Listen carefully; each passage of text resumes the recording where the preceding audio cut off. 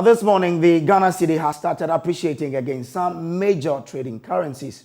JoyNews checks show that the cedi has gained 0.20% against the dollar.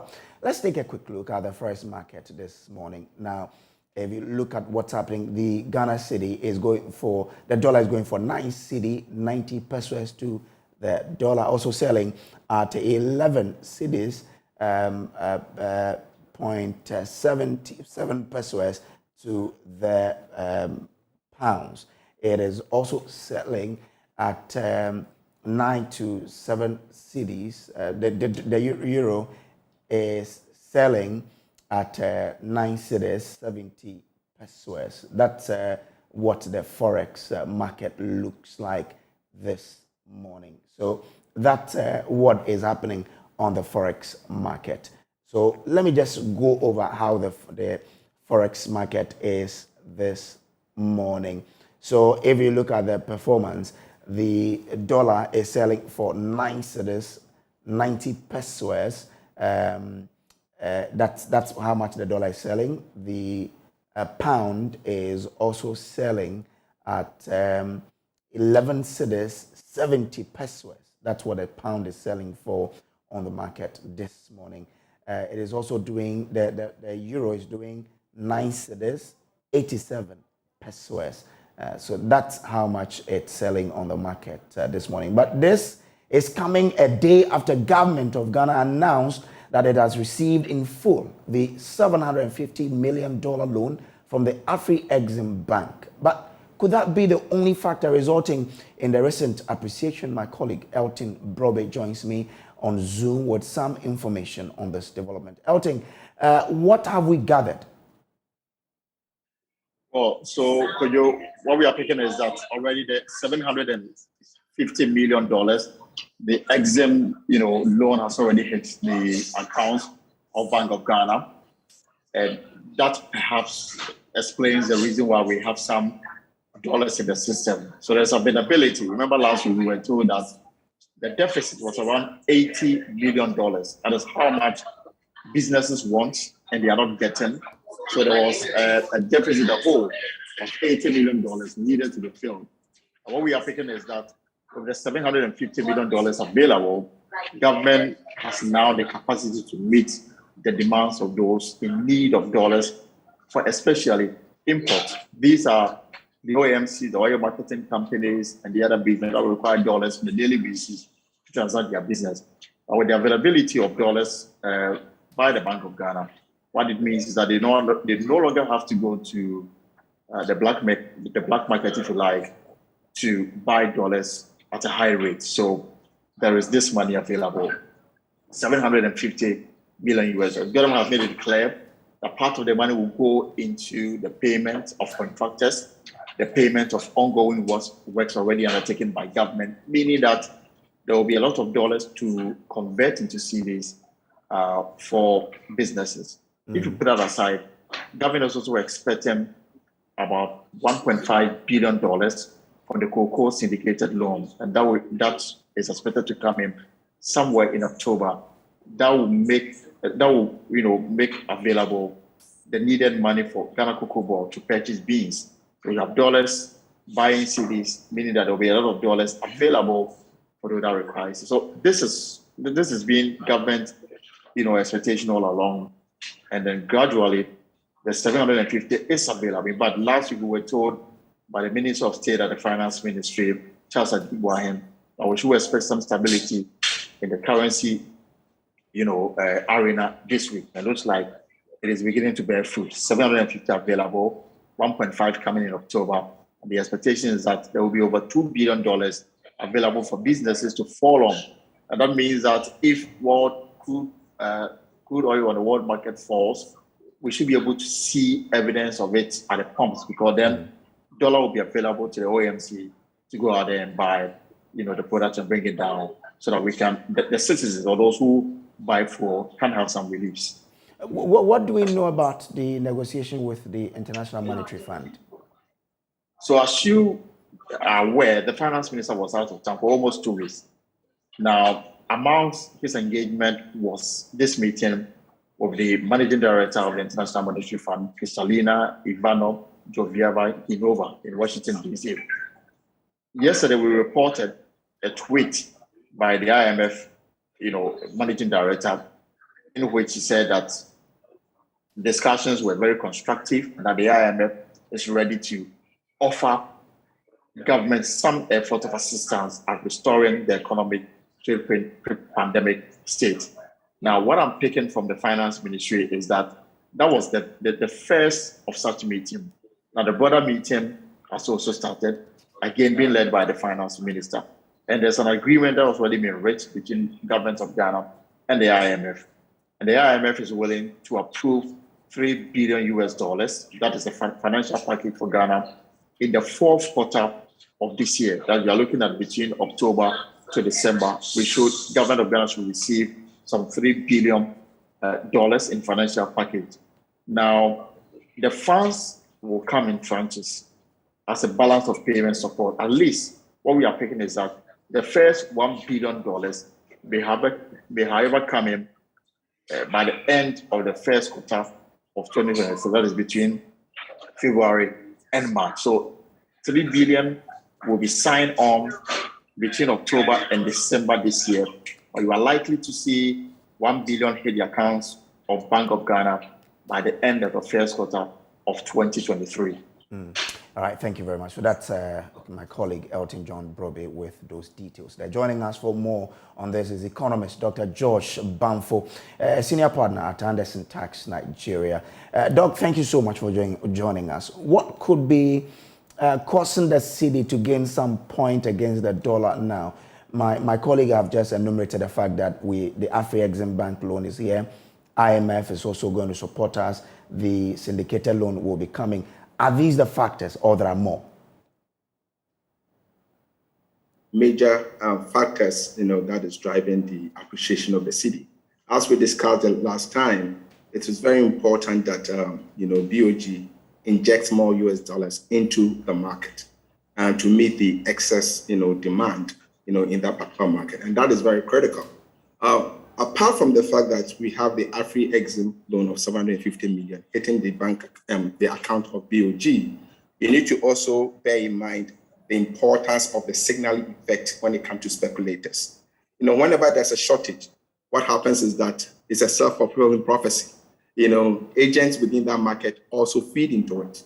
So if I had, dollars, and I didn't have an immediate use for that, for those dollars, I'll keep holding on to them until the cedi continues to depreciate. Then I would like to maximize that and sell it only when I think that the price has hit its peak. So now that the agents are aware that the 750 million USD has hit the account of BOG. And we also know that in the last quarter of this year, we're going to have this cocoa syndicated loan of about $1 billion being injected in the market.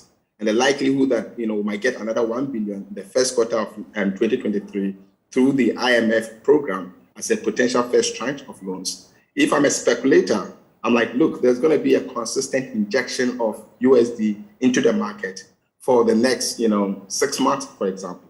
So I'm not going to hold on to USD. I'm not going to hoard USD.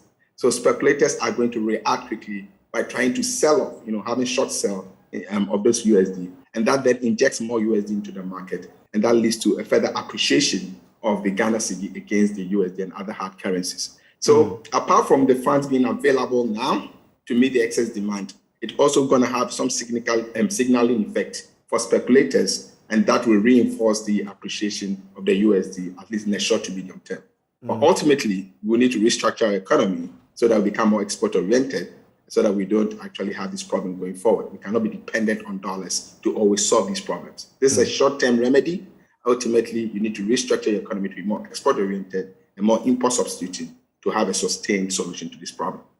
So what that means is that for us to sustain the gains, we need to then change the structure of our economy long-term. In the interim, what must we do right to ensure that the cedi does not slip again? So in the interim, I think that what government is doing now is the best they can do under the circumstances, because until they get access to the international market, they didn't have full control of accessibility to USD in the short term. Luckily for them, they've got an AfriExim loan. The Cocoa Singete loan is going to come in, and then you're going to have the IMF program. My expectation that all this is going to build confidence in the economy, especially in the investment market. So by early next year, my expectation is that hopefully, we'll have the depreciation stabilized, and we'll have inflation coming down, and hopefully we'll have these independent credit rating agencies upgrade our sovereign credit rating. And if that happens, government can always fall back in terms of borrowing from the investment community when it comes to the international market.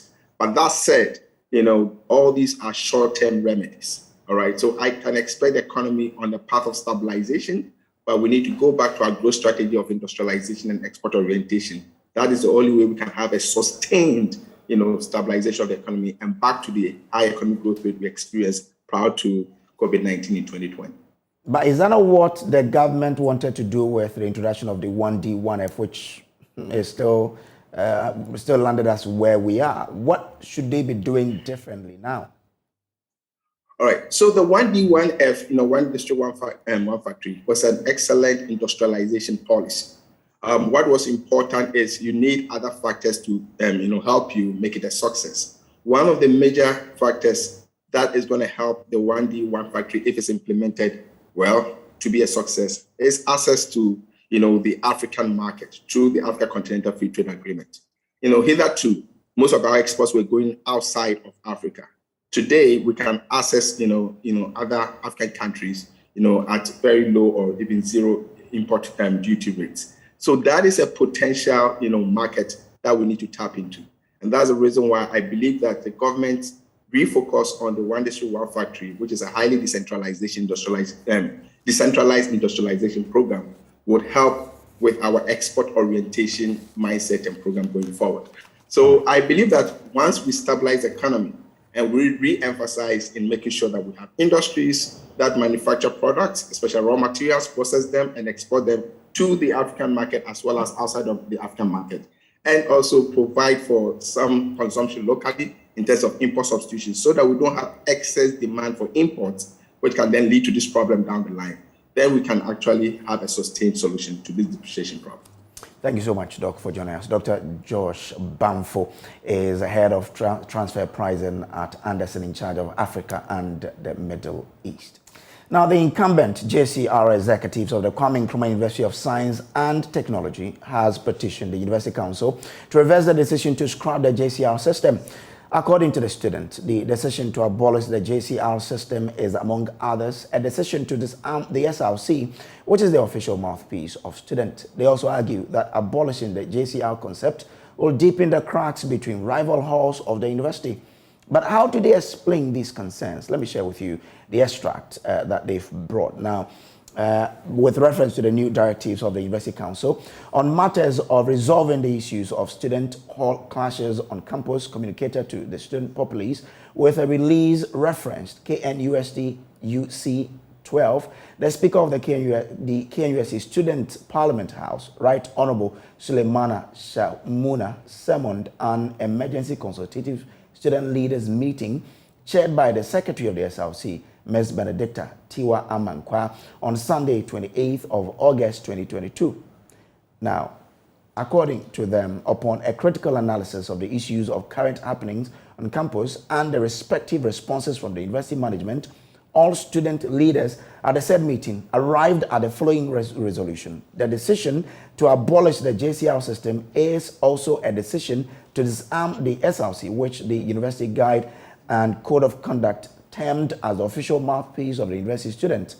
The SRC and the local NUCs thrives on resourceful representation from these JCRCs, and hence, we don't believe that abolishing student leadership is the best solution to student problems.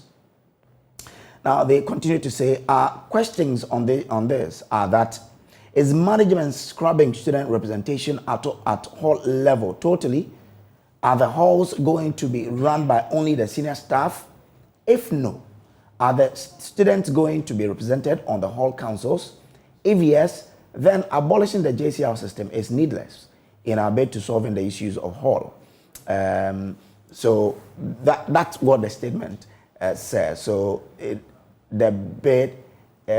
our bid to solving the issues of hall scrapping. So that is the statement there. Now they also say abolishing the JCR concept will deepen the cracks of the KNUST student, and also this approach promises no solution to the problem at hand. Abolishing these JCR promises no long-term solution to the problem at hand, and hence not the appropriate angle to tackle the issue from. So that is their statement there. They also say, having analyzed the situation, we bring forth the following recommendations as alternatives to the abolishment of the JCR system, and this shall be a long-term solution. They recommend, and I quote them, we recommend that the University Council reverts its decision to abolish the JCR with immediate effect. The University Council create a system at the Office of the Director of Student Affairs to recognize these traditional councils and bring them to the discussion table. So these are part of their recommendation to the university. They also say the university should improvise intermediaries between these halls in the form of games, socialization, and many more to bring peaceful coexistence and fruitful rivalry. We also recommend that university management establish motivating programs like annual excellence award scheme in these halls to foster positive competitions. These are the recommendations that they gave to the university management. Meanwhile, the University Student Association of Ghana has described as harsh the decision by the management of KNUST to abolish the JCR system. The school took the measure after a clash between university students of the university and Unity halls of residence. They also say the student involved should be handed to the police instead of being suspended. There's more in the following report.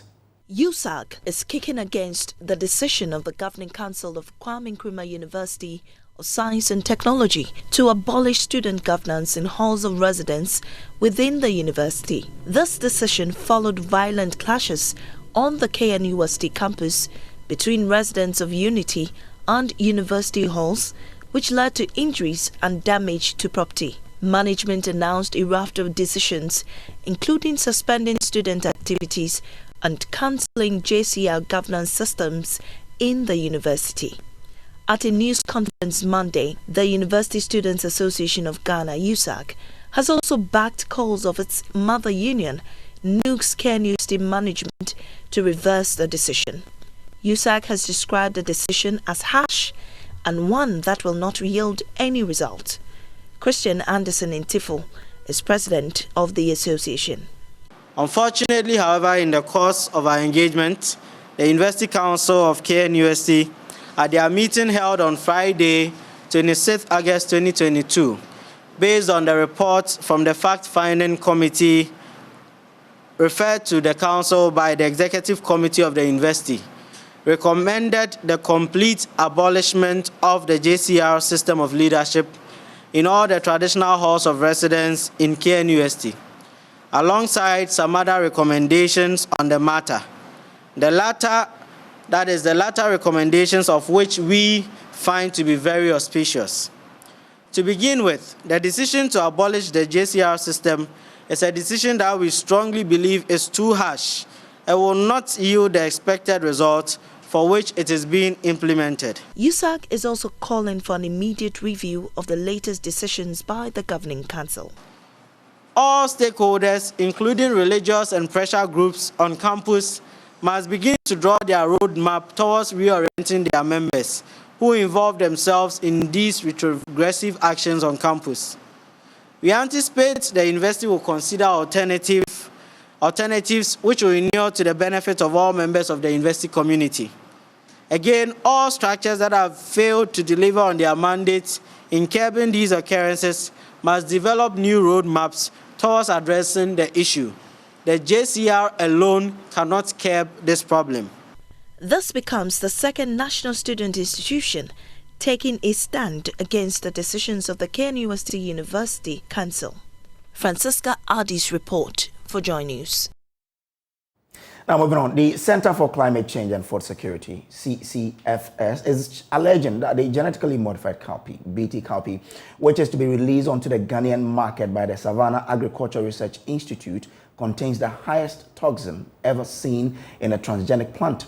They are therefore asking the National Biosafety Agency to make full disclosure of the processes leading to a granting of permission. He spoke on his desk Monday. Is that if you look at the application data provided by the applicants, they mention the concentrations of particular toxin known as the Cry1A toxin. It's a toxin that is produced when the genes of, because I don't want to go into the technical details, but what is happening is that this toxin is the highest we've seen so far in all transgenic plants. And transgenic plants are plants that are modified genetically. And when we look at data on genetic modifications of other plants, we have them telling us that they have over about 22 microgram per gram. So 22 microgram per gram of this toxin is what they found in the plants that are to be released environmentally. And if you look at how they gloss over this chilling information, it's quite alarming, and we are surprised that the NBA doesn't take this seriously. If you compare the data, look at other transgenic plants, you see that what is going to be released, and this is just how do I call it? It's a preliminary finding, because we don't know the long-term effect of the concentration of this toxin that I've mentioned. So why would the National Biosafety Agency allow such a produce to be released onto the market? Joining us with some answers is the Chief Executive Officer of the National Biosafety Agency, Eric Amening Okere. Thank you so much, sir, for agreeing to join us this morning. What informed the decision to grant a permission for the release of the GM cowpea? So thank you very much for giving us the space and time to explain the processes involved in releasing genetically modified organisms in Ghana. And with the BT cowpea from SARI as a typical case study. So I'll take my time to take the public through. So the application was submitted by SARI as the public is informed. And what we do as part of the protocol is to review it for its completeness. In other words, we want to find out whether the applicant has given us all the information that we require from him or her. So the application from SARI was found to be complete. According to the biosafety law, when it's complete like that, what we do is to, one, gazette it. That is the law. We gazette it for public notice. And in addition to the gazetting, and also to be fair to the public, we put it on our website that the National Biosafety Authority has received so and so application from SARI intending to release BT cowpea into the environment and placing on the market in Ghana. And so if anybody has any comment, he or she must inform or bring that comment to the National Biosafety Authority. In addition, we put it in the print media. Here I'm referring to the Daily Graphic and Ghanaian Times. So the National Biosafety Authority did that requirement of the biosafety law to enable the public respond and bring up their concerns to be factored into the decision. Then we went to the next stage by referring the application to the Technical Advisory Committee, which is an independent body that does risk assessment. It's a group of scientists. In fact, let me say most of them are PhD holders, and the list is, postgraduate master's level. So they scrutinized it as far as its risks is concerned, and then came up with their reports. And when they did it that way, they looked at the donor. This Cry1AB, in fact, the gene of concern, as alleged by Center for Climate Change, is the Cry1AB.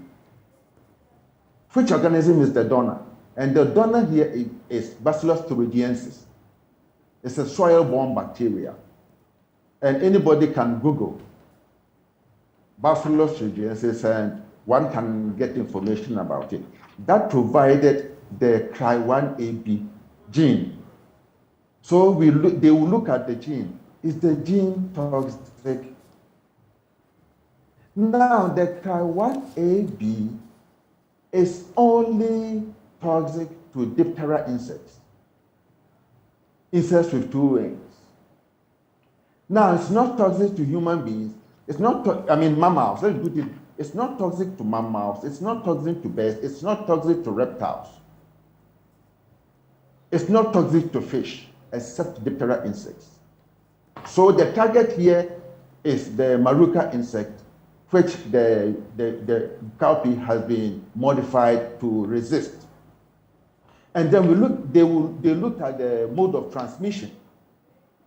Here, the gene was transmitted through Agrobacterium tumefaciens. So are you saying that the allegation that you are allowing a produce that contains CRY1A toxin of 22 microgram per gram is not really true, or is not harmful to us if we consume it? Is that what you're saying? No, it is not at all. They don't understand. Their issue is that they don't understand the science behind. Now, you can easily Google effects of CRY1AB, CRY1A. It's available. And it is only toxic to Diptera insects. And here the target is Maruca insect. It is not toxic to any mammal. It is not toxic to any bird. It is not toxic to any fish. It is not toxic to any reptile. So that allegation is far from the truth. But let me continue. And so after the Gazette, we received comments from the public. I'll talk about it. And then we did, the NBA did socio-economic consideration. They want to release the cowpea. So what is the benefit socio-economically? Is it going to give us more results? We realized that farmers spray cowpea about 8 times in order to control the Maruca insects, introducing more chemicals into the environment. But when they plant the BT cowpea, they spray twice, saving the environment 6 rounds of spraying. And so in that sense, it is environmentally friendly. And then the farmers are not also exposed to chemicals. And then health-wise, because they are not exposed to chemicals, their health is sustained or preserved. And so, and because the insects is controlled that way, they are going to get better yields. And therefore, we'll be able to put more money into their pockets. That's the socioeconomic side of it. Now, so when all this is done, then the board, which is the decision-making body, sit on it, and they did sit. And when the board sits to make decisions, these are the things they look at. Okay. One, the information the applicant provided. So it means that when the board was satisfied with when the board was satisfied with all of this information, then the permission was granted for it to be released. Is that the understanding? Yes. Okay. All right. Exactly. Now. Okay. So if I understand, it means that now this will be released onto the market in commercial quantity, right? No. That bit is not there yet. Okay. The NBA has approved the safety of the gene. Okay. That the gene is safe. Now, the applicant needs to go to the varietal release committee under the Ministry of Food and Agriculture. That is another level of the scrutiny. To look at it as a new variety that is going to be released into the country. That is an independent committee working outside the National Biosafety Authority. Okay. They have passed the first hurdle. Okay. The varietal release committee is going to look at it. Is after the varietal release committee has approved that it can be released into the environment. Okay, I'm grateful to you I'm grateful, sir, that you found time to join us today to help us understand what the processes are. So that Mr. Ameni Okore, who is the CEO of the Biosafety Authority. You're still watching the Joy News desk. The Kwabre Kenya State Police in the Ashanti region have arrested a Nigerian national in possession of bags of fertilizer suspected to be part of the government-subsidized fertilizer for farmers. Shaibu Adamu was arrested with 556 bags of the fertilizers at Ebrim Jamase near Kenyase, but was granted bail on the same day of his arrest on Friday. Our interior of our security desk has more in the following report. Acting on intelligence, a team of police officers from the Kenyase District Police Command swooped on this particular shop where at least 500 bags of subsidized government fertilizer meant for cocoa farmers were being kept. A man identified as a Nigerian national has been arrested and assisting police in investigations. According to police sources, Shaibu claimed to have taken delivery of the fertilizer from an unnamed man in exchange for lumber the man had failed to pay for. He has since declined to offer police information on the name and contact details of the said man after several rounds of interrogation.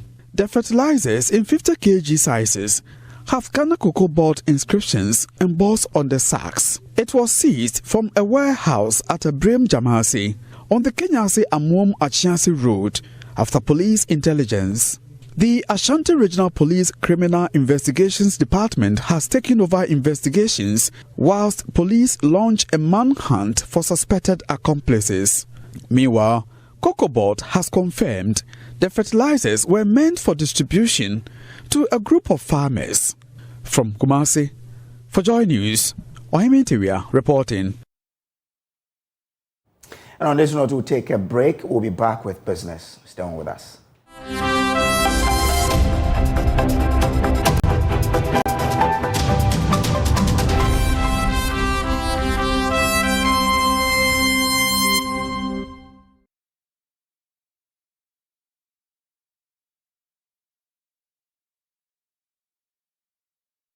Hi, good morning. Welcome to Business. My name is Darryl Kwao. With blockchain taking over the technology space, firms have been entreated to take advantage of the opportunity as it provides secure transactions and reduces compliance costs.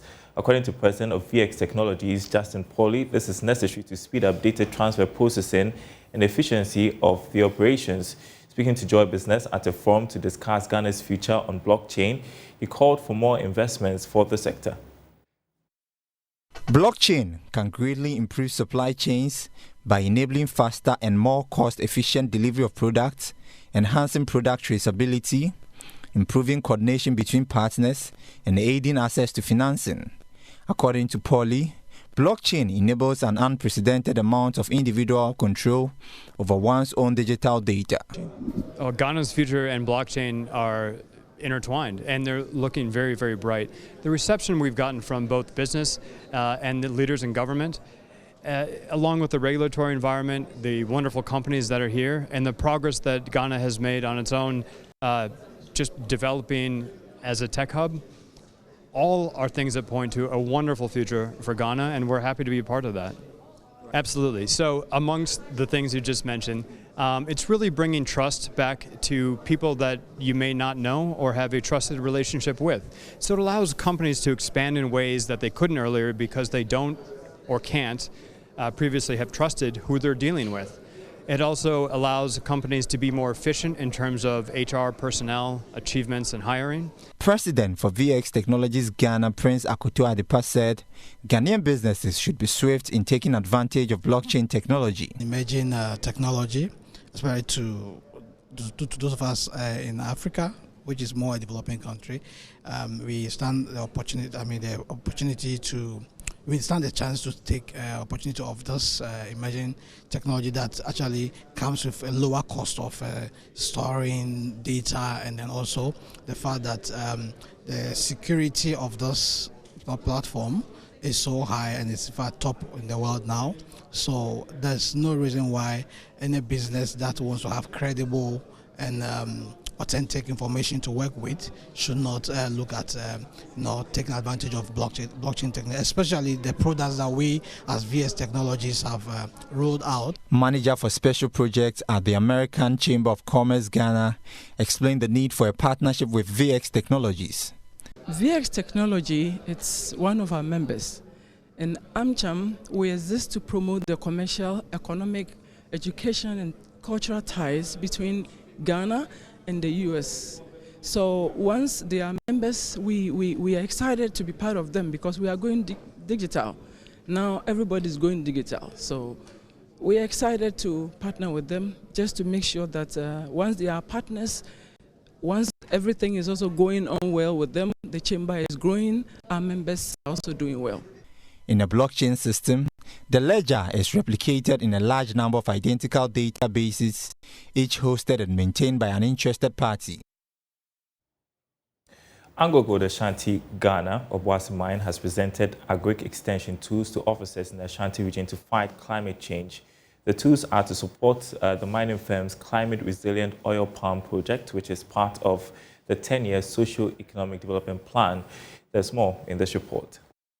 The crop is part of AngloGold Ashanti Ghana's agricultural development program, which aims to contribute to the diversification of the local economy and afforestation. The project, launched in 2021 in collaboration with Solidaridad West Africa, is to contribute to climate change mitigation and adaptation through local economic development. Pruning and harvesting tools, tablets and flip charts were distributed to farmers in Obuasi Municipal, Obuasi East, Adansi North, Adansi South, and the Adansi Asokwa districts. Senior Manager Sustainability at AGA Ghana, Emmanuel Beidou, addressed an orientation program at Obuasi. And agriculture features prominently in our commitment to improve the resilience and business sustainability in Obuasi. Obviously, Obuasi and the Adansi enclave is a traditional agro enclave, and we believe that if there is one single intervention we have to implement what will touch the lives of almost every household in Obuasi, then agriculture is key. More than 80% of growers are smallholder farmers, and their practices are characterized by low technology use, high rain dependence, and low adoption of irrigation. As part of the program, extension officers in the beneficiary district have been trained in best oil palm management practices and the use of digital tools for monitoring and reporting purposes. The crop will facilitate the setup of an oil palm nursery to supply climate-resilient seedlings for farmers, as well as strengthen oil palm farmers groups through the Village Savings and Loan Association. Senior Manager Sustainability at AGA Ghana, Emmanuel Beidou again. Through collaboration with Solidaridad, and through some extensive research we have done, we have come to realize that an investment in oil palm production will be very, very key in helping us to achieve that goal. One, because investment in agriculture will help us address, the concerns of climate change. Anita Sewajuga's report, read to you. And that's business. Sports is coming up next. Don't go anywhere.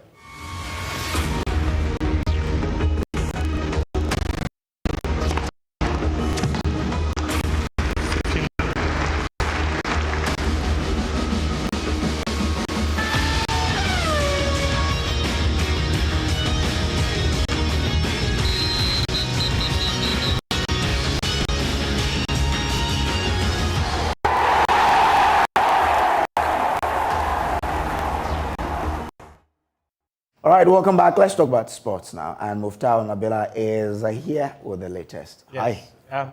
How are you? Please, I'm good. How are you too? I'm well. Yeah. When two UCC products meet, I hope we are not confused though. I won't be.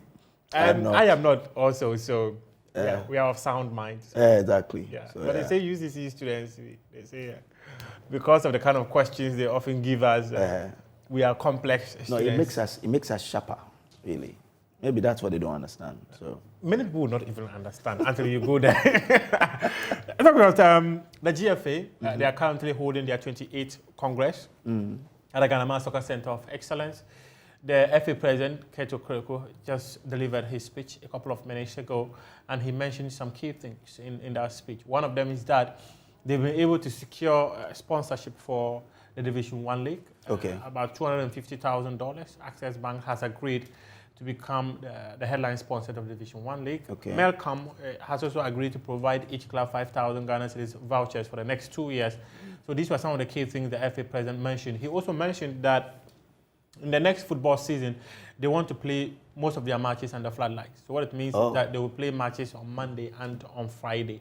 We've had the Monday and Friday before, but the concerns that have also been raised by some of the clubs was that it's very expensive to power the generators for live matches. You know, in Ghana, we don't use electricity to power live matches. We use the generators, and sometimes you need about 5,000 to 6,000 Ghana cedis to fuel the generator for a football match. The GFA has decided that they will take care of that cost. So they're now going to be playing more matches under floodlight and all that. We've also laid our hands on the document that the GFA have presented to their members at the Congress. And what the FA is asking for from its members is that they want them to give them permission to spend like 109,000 Ghana cedis within the next 1 year. They think it's an amount that if they are given the permission to spend, they'll be able to run football in the country successfully. So did they give itemized, you know? So usually if you go through the GFA financial statements, they are always itemized. So it starts from football governance, it goes to administrative expenditure, then they go all the way down to media and publicity. And all that. The staff cost is always the most expensive thing. When I went through the GFA statement for the last 1 year, the staff cost alone was a little over 3 million Ghana cedis. Money spent on pay referees was a little over 3 million Ghana cedis. And there was also the other aspect of honorarium for members of the GFA, which was also a little over 2 million Ghana cedis. So all these are some of the expenses that the FA often incur when they are administering football in the country. So they think that this time around they will need about 109 million Ghana cedis. The gone by year, they made about 39 million Ghana cedis. And they spent over 39 million Ghana cedis. And now they're looking for 109 million Ghana cedis. How much have they made? Now, at this point, we cannot tell until they come out with a full financial statement. What we can say is that they've got a headline sponsor. There's also guaranteed money from Puma because they are the sponsors of the national team. They provided the kits. Anyway. So Puma will give us 500,000 euros. We'll make about 17 million Ghana cedis from FIFA. We are going to make over 1 million to 2 million Ghana cedis from CAF because they send these monies in dollars. So usually they convert them into cedis. The last conversion they did, which was for the year-end review, they always cap it at a certain figure. So the dollar, for instance, they capped it at 5 Ghana cedis. And the euro, for instance, they capped it at 6 Ghana cedis. So if they were even to make the prevailing rate, the current exchange rate, it was basically actually going to be more. But at this point, they are using the 5.6 Ghana cedis that they are using. That's why the figures are even that low. Many could have said that they actually even spent more than that if we had to go by the current exchange rate that we have in the country. But at this point, that is basically what it is. Interesting statistics there. We hope that it will help turn around football. Hopefully. Don't forget, the headline sponsor of the Premier League said they're going to invest $1 million in promoting the league. In fact, if you go to town, you will see billboards of the Premier League scattered all over. So they've started a promotion. Hopefully, it grabs the numbers to the stadium. The interesting thing is that the FA made 312,000 Ghana cedis from the gifts. This to tell you that people don't patronize their products. So the GFA must increase their marketing and sales of the Premier League if they want to get more numbers to the stadium. So on that note, we wrap up today's bulletin, but there's more news on myjoyonline.com. My name is Samuel Kojo Brace. Do enjoy the rest of your day. Have a great morning.